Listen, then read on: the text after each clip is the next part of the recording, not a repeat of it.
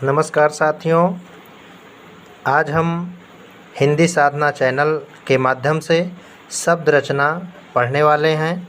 बहुत ही महत्वपूर्ण टॉपिक है। इस टॉपिक से हमेशा प्रश्न बनता है। आइए देखते हैं। शब्द रचना। शब्द रचना का अर्थ होता है शब्द का निर्माण करना, शब्द को बनाना, शब्द को कैसे हम निर्मित करते हैं। आइए सबसे पहले नंबर 1, शब्द के भेद, अर्थात शब्द का जो खेल है वह तत्सम अर्थात बिल्कुल शुद्ध, ऐसे शब्द जो संस्कृत से ज्यों के त्यों ले लिए जाते हैं। तद्भव, देशज, विदेशज, रूढ़, यौगिक और योग रूढ़। आइए देखते हैं शब्द कहते किसे हैं। तो ये वासुदेव नंदन प्रसाद की पुस्तक से लिखा हुआ है। ध्वनियों के मेल से बने सार्थक वर्ण समुदाय को शब्द कहते हैं। इसी को हम सरल शब्दों में इस प्रकार से भी कहते हैं। वर्णों के सार्थक मेल को शब्द कहते हैं। सामान्यतः ये सर्वविदित परिभाषा है। शब्दों के रूप, हम अक्सर पढ़ते पढ़ते रूप तक अवश्य पहुँचते हैं कि शब्द का रूप क्या होता है। तो यहाँ पर शब्दों को 2 रूपों में प्राप्त करते हैं, अर्थात शब्दों को 2 रूपों में बताया गया है।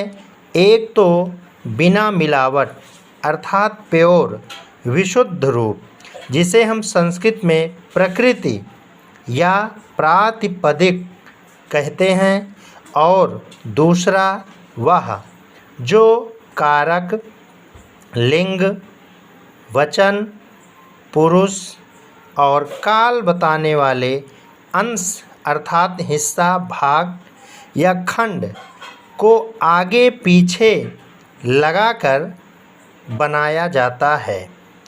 अब वो अंश ऐसे हैं जैसे शब्दांश, उपसर्ग और प्रत्यय। यहाँ पर इस अंश का आशय है उपसर्ग और प्रत्यय। उन्हें भी लगा करके हम शब्द निर्माण करते हैं, जिसे पद कहते हैं। ठीक है, जिसे क्या कहते हैं? पद कहते हैं। यह वाक्य में दूसरे शब्दों से मिलकर अपना रूप तुरंत परिवर्तित कर लेते हैं या बदल लेते हैं। अब आइए देखते हैं इसको बिंदु में। शब्दों की रचना। शब्दों की रचना ध्वनि और अर्थ के मेल से होता है। जैसा कि सभी को बचपन से सिखाया जाता है कि ध्वनि वर्ण का या भाषा की ही सबसे लघुतम इकाई है या सबसे छोटी इकाई है, इस रूप में हम जानते हैं। तो दूसरे बिंदु में इसको हम देखते हैं, एक या अधिक वर्णों से बनी स्वतंत्र सार्थक ध्वनि को शब्द कहते हैं। हम इस तरह भी इसकी परिभाषा जानते हैं। जैसे लड़की, आ जो है ये शब्दांश है, मैं जो पुरुष है। इसी तरह से धीरे, ये भी एक शब्द है, परंतु अव्यय होते हुए भी ये भी एक शब्द है। हम इसे पढ़ेंगे धीरे धीरे। अब अगले बिंदु में हम देखते हैं शब्द ध्वन्यात्मक होंगे या वर्णनात्मक। या तो ध्वन्यात्मक होंगे या वर्णनात्मक होंगे। ध्वन्यात्मक को व्याकरण की अपेक्षा अर्थात ध्वन्यात्मक शब्दों की अपेक्षा वर्णनात्मक शब्दों का अधिक महत्व है। जैसा कि हमने अभी कुछ सेकंड पहले बताया कि जो ध्वन्यात्मक है इसकी ध्वनि अर्थात लिखित रूप वर्ण होता है और वर्णों के सार्थक मेल से ही शब्द बनते हैं। तो हम वर्णनात्मक शब्दों का अधिक महत्व देते हैं और वर्णनात्मक के आधार पर ही हम अध्ययन करते हैं शब्दों का। फिर अगले बिंदु में हम देखते हैं वर्णनात्मक शब्दों में भी इन्हीं शब्दों का महत्व है जो सार्थक है, अर्थात जो अर्थपूर्ण होता है उसे ही सार्थक कहते हैं, जिनका अर्थ स्पष्ट और सुनिश्चित होता है। व्याकरण में निरर्थक शब्दों पर विचार नहीं होता है। हम आपको बताना चाहते हैं कि सामान्यतः शब्द दो प्रकार के होते हैं, एक सार्थक और एक निरर्थक। सार्थक शब्द बिंदु में देखते हैं, सार्थक शब्दों के अर्थ होते हैं और निरर्थक शब्दों के अर्थ नहीं होते हैं। जैसे सार्थक, एक तरफ हम सार्थक लिख दिए हैं, एक तरफ निरर्थक।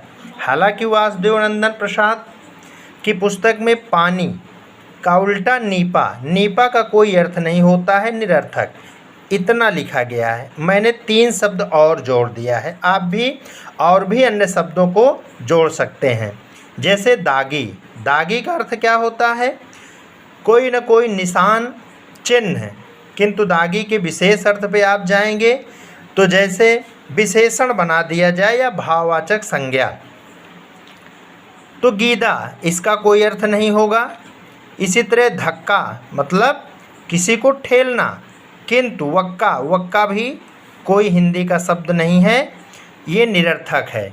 इसी तरह दिया, दिया को अगर हम देखते हैं तो एक अर्थ होता है देना और दूसरा अर्थ होता है जलने वाला दिया या दीपक।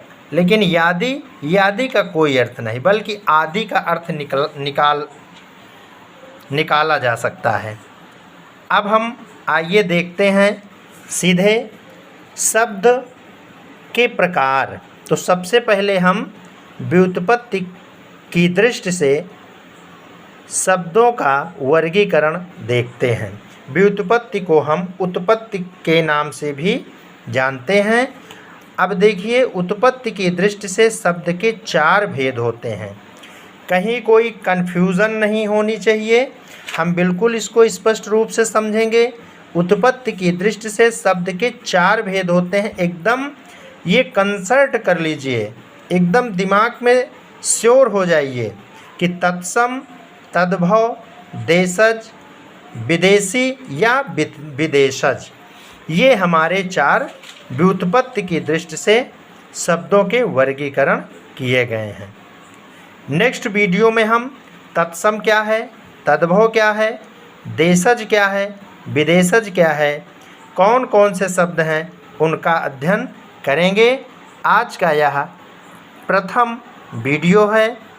आप लोग इस चैनल से जुड़ने के लिए हिंदी साधना चैनल खोजें। धन्यवाद।